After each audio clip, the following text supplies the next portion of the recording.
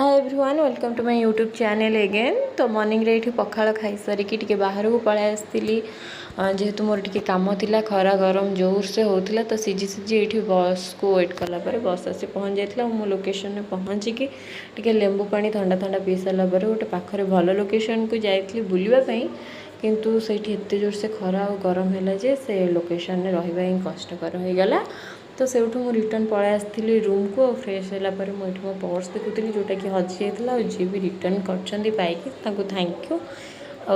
IT पूरी भोग गोटे सुंदर चूड़ी मत जड़े मो निज लोक पठे तो थैंक यू माँ।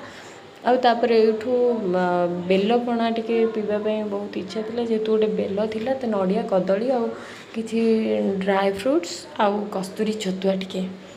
जोटा कि बेलपणा को निहाती दरकार तो ताको पकईकी गोटे बढ़िया सुंदर पणा बनईकी आग पीदेलु जेहेतु एत खरा हो तो भात खायापी बिल्कुल भी इच्छा होनी। तो ये पी सारापर टे रेस्ट करने को पलू रेस्ट करके उठला पर इवनिंग हो जाता जेहेतु नाइट ड्यूटी थी तो ये पास्ता बनाऊलु तो पास्ता बनईकी आईटी रूम रे न खाई नहीं आसलु ड्यूटी को ड्यूटी समस्ते सांग होगी खाईदेलु आउे नाइट ड्यूटी शुरू हो गया तो रही टाटा।